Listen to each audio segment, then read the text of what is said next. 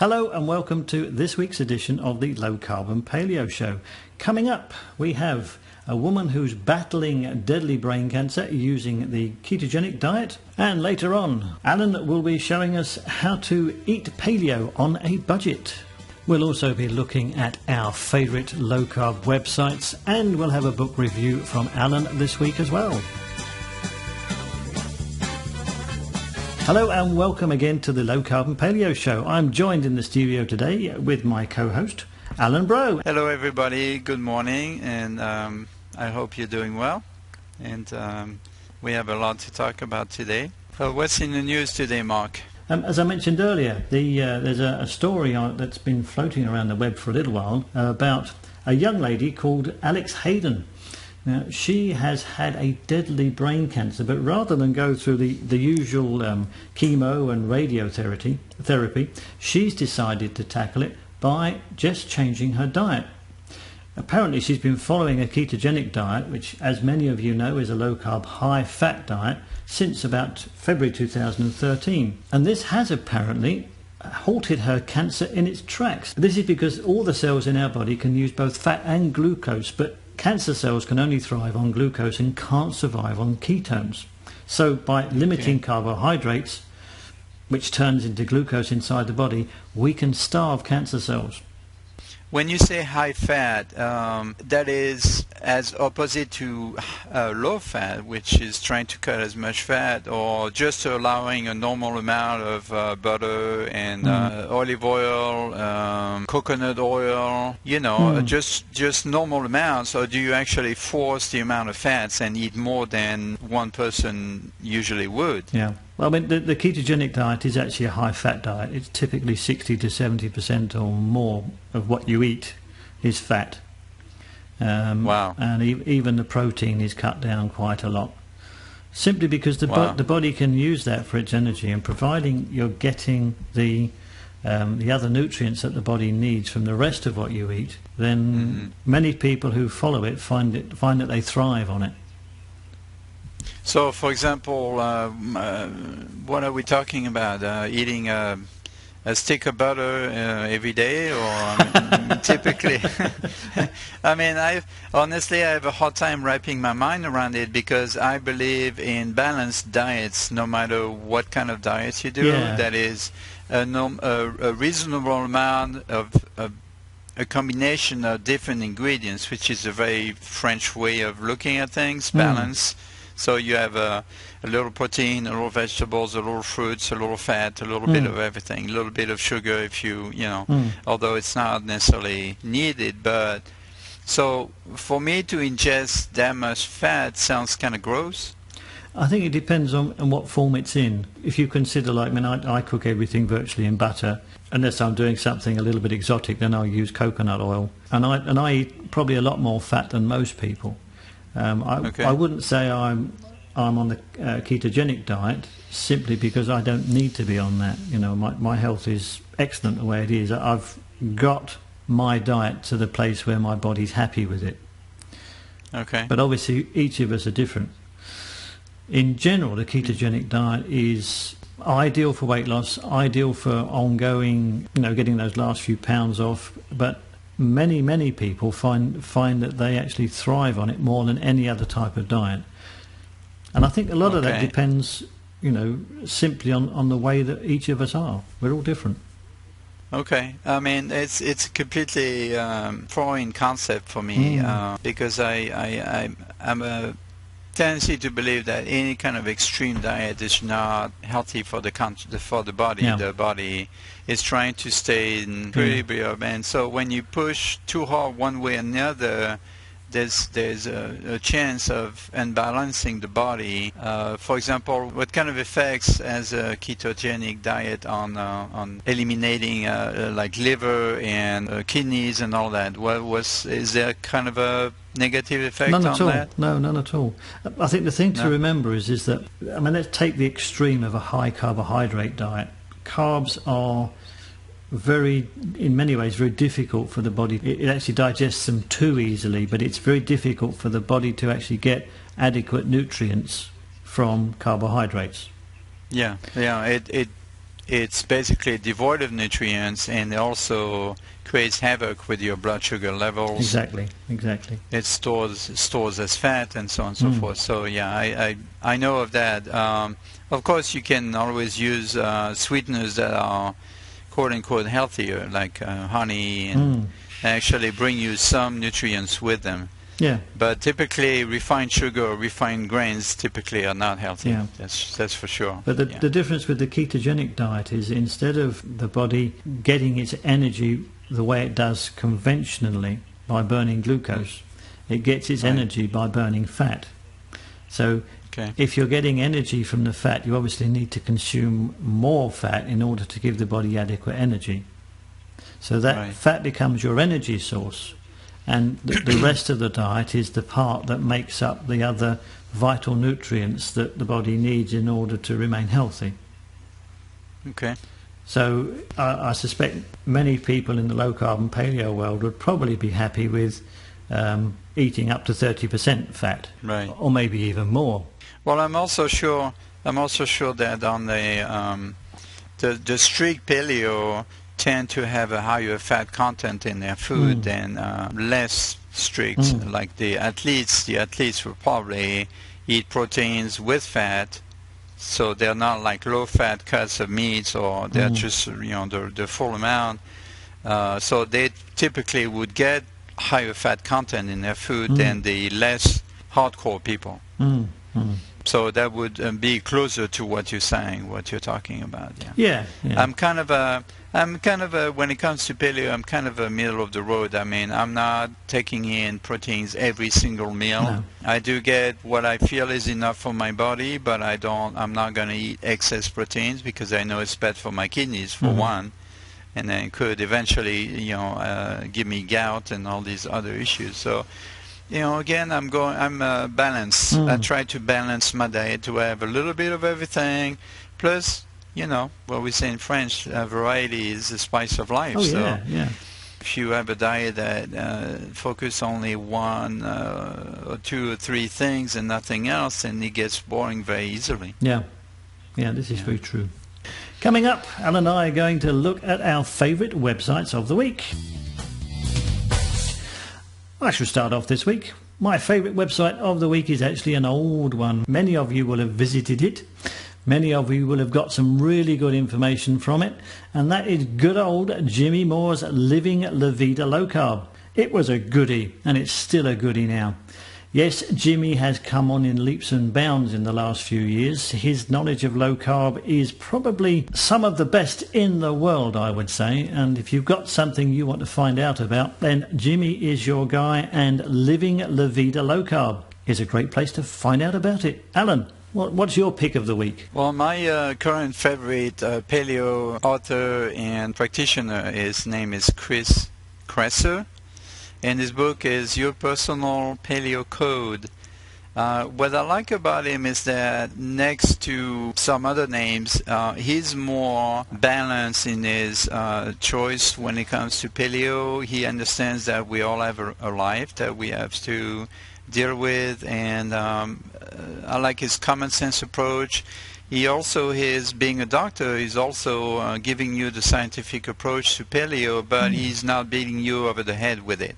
His book is Your Paleo Code, Your Personal Paleo Code. That is, you adapt your paleo diet to what your body likes and what your body feels right about, because we all have different likes and dislikes when it comes to food and diets.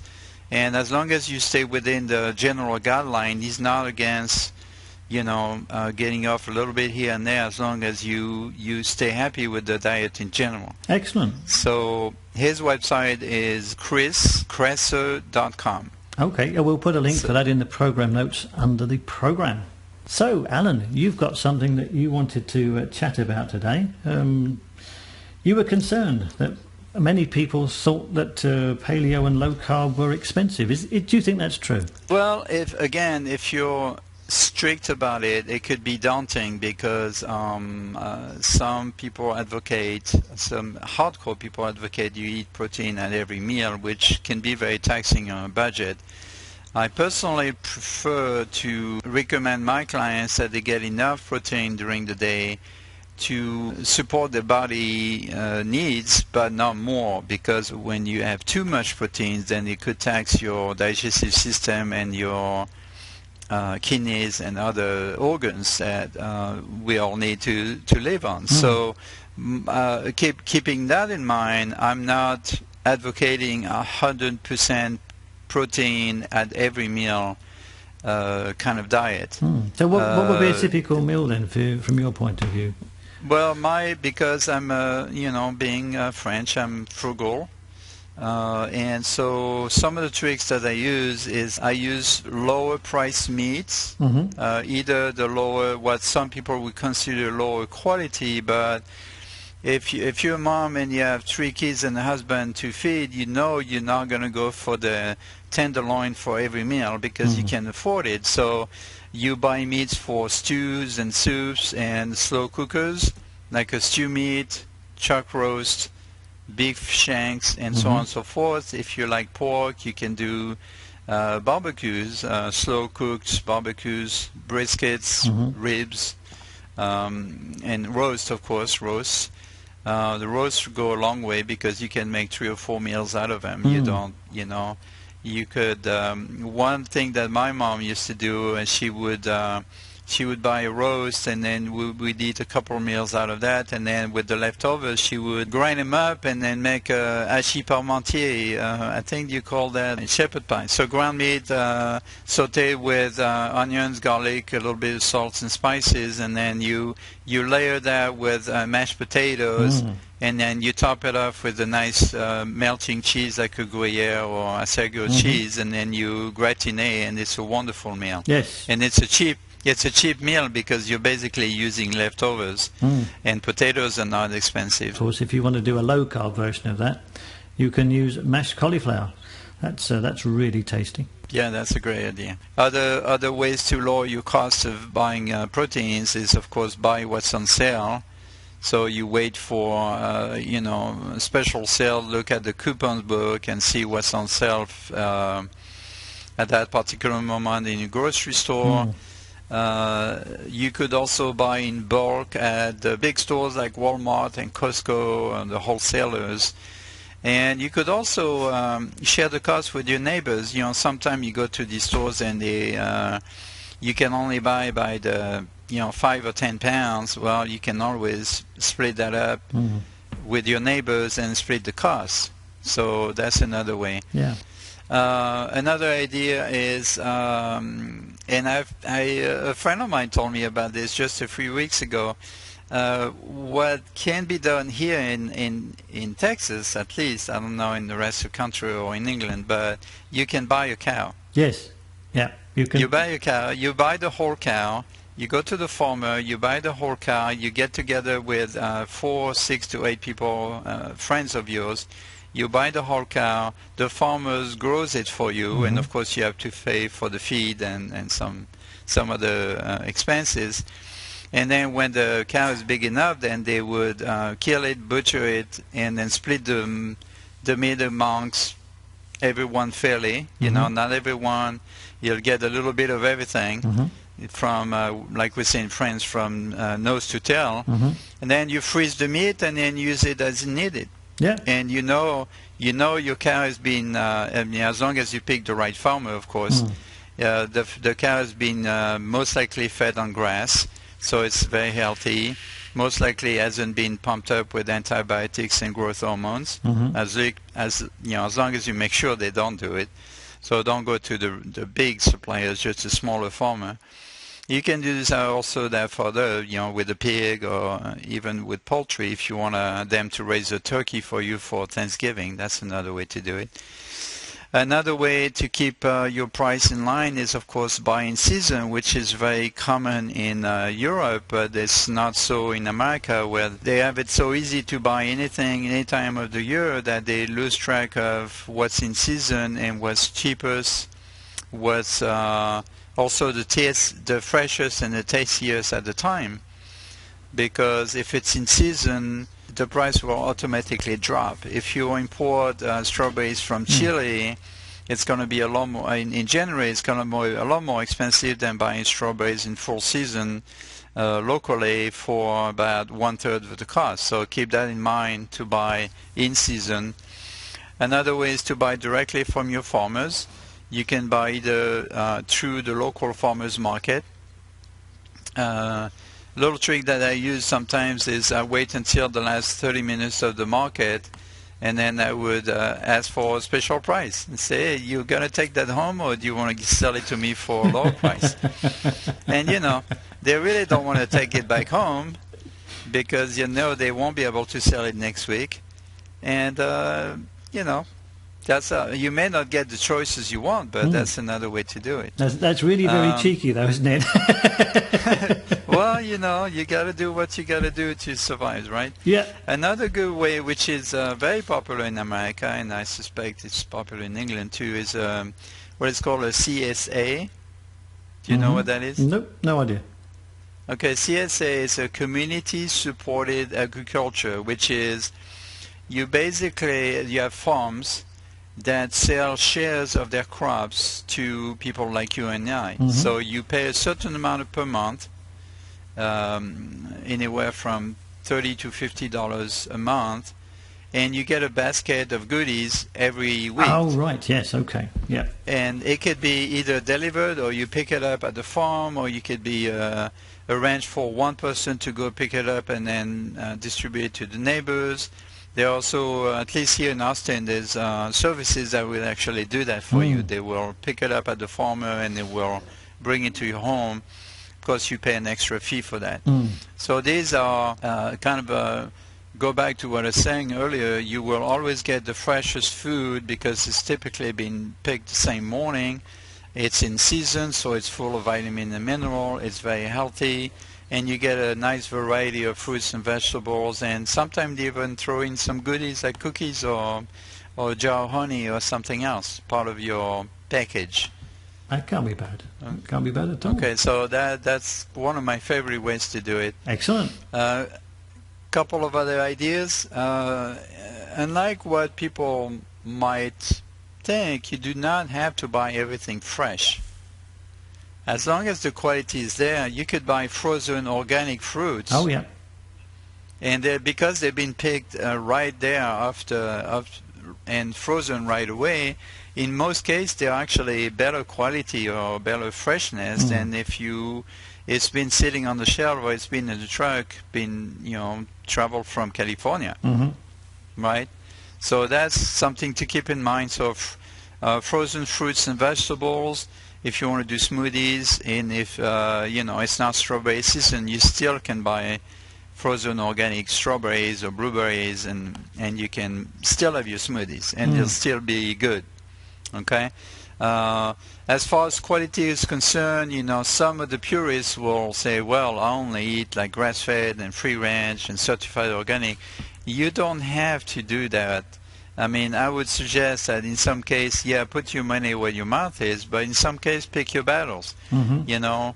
Allow your budget to buy something on the lower price range that is not toxic or bad for you, and then spend a little more money on the quality meat, for example, but reduce the serving. That's another trick too, is reduce the serving. So again, depending on how hardcore you are on your diet, instead of eating a 1 pound steak, just use a 4 ounce serving per person, and that plus a couple of eggs, and you have enough proteins for the whole day. Excellent. And the last trick I have is the obvious one, but not so obvious in some places, is cook yourself. Cook your own food. Hello. Well, for some people I know, and I won't name names, some people I know, their favorite way of eating is to buy everything prepared and cooked and go to the restaurants 5 nights out of the week and take out food, and that's expensive. It's always expensive. It is, yeah. Now, keep in mind that in restaurant business, your food costs average about 30%. So basically what you're paying is you're paying an extra 60-something% to support the restaurant, which is normal business. But it doesn't mean you have to pay that much. You could just buy the food yourself and cook it yourself. Yeah. And again, a lot of people think, oh, cooking is so hard, but it doesn't have to be complicated. The recipe could be simple and quick and fresh. It's a matter of learning how to cook your own food simply. It doesn't have to be fancy French food. No. Just keep things, like roasting or grilling, steaming. You can do soups and stews. I mean, just put everything in one pot and cook it for 2 hours and it'll be good. Nothing has to be super fancy every time. Any mom would tell you that. There's no way she can cook a fancy meal every time. No. So keep it simple, keep it reasonable, and cut your food costs in down to 1/3 of what you'd pay by going out. Just take some cooking classes and it'll save you a lot of money in the long term. Okay, well, I think we've probably got enough there for 5 programs. Well, I'll let you work on that part. Okay, you're just too kind. On to our listeners' questions. One that's come in is, do I need to eat every 2 hours, or can I eat a few larger meals? Well, my take on that is that you really should eat to satisfy your level of hunger. So, the simple rule I have is that if you're hungry, eat, but don't eat so much that you're going to stuff yourself. Eat a bit less and give your body 10 or 15 minutes to respond. You'll quickly find that, it'll start to tell you to stop before you think you should. Now, if you're not getting to this effect, then you're not doing your low carb or even your paleo diet properly. To be honest, the longer I've been doing low carb, the more I've noticed that I've had to consistently reduce the portions that I eat over time, simply because my body is far more satisfied with the food that I'm giving it.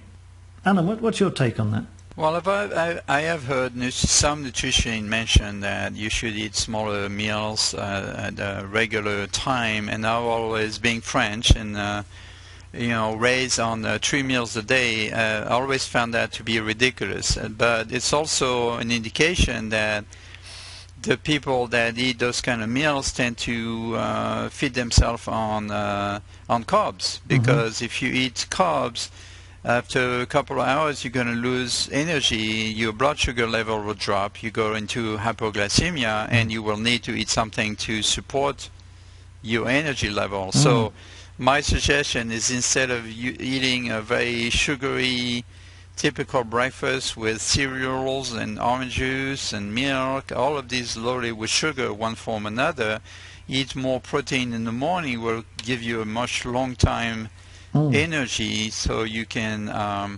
actually live without having to take a sugary snack at 10 or 11 in the morning and another one at 3 in the afternoon. If you eat a satisfying meal morning, lunch and evening, then your body should not need to eat as often or every couple of hours as some people suggest. Yeah, so it's low carb, relatively high protein, reasonable quantity of fat, that sort of thing. Yeah. That should feed you. That should feed your body, and then you will not. Of course, you can't dismiss. Sometimes we have bad habits. We do it out of patterns. Well, it's 10 a.m. No matter what, I will get a cookie, even if you're. Even if you're not hungry, it's just we do these kind of things. We're humans after all. So. Try to replace the cookie by a handful of nuts. Or some protein, maybe even protein bar instead of a cookie. That works for me. Well, we're coming near enough to the end of the program. A quick shout out to the people who've liked our page recently. We've got Tang Lupo, Louis Lupo, Christian Agnes Foulet, John Gerard Angelo, Ida Taipason, Aki Gallet, Stephanie Aguide, Aurora Taipason, and last but by no means least, Lan Gallet. Don't forget, if you do want to hear your name on the program, do like our page on Facebook, and that is at lowcarbpaleoshow.com, or you can find us on Facebook directly by looking for Low Carb Paleo Show. Well, hope you've enjoyed this week's programme. We'll be back again next week with another good round of news, views, reviews, stories, questions, and we should be starting Tip of the Week next week as well. Look forward to seeing you then. Au revoir. Cheerio.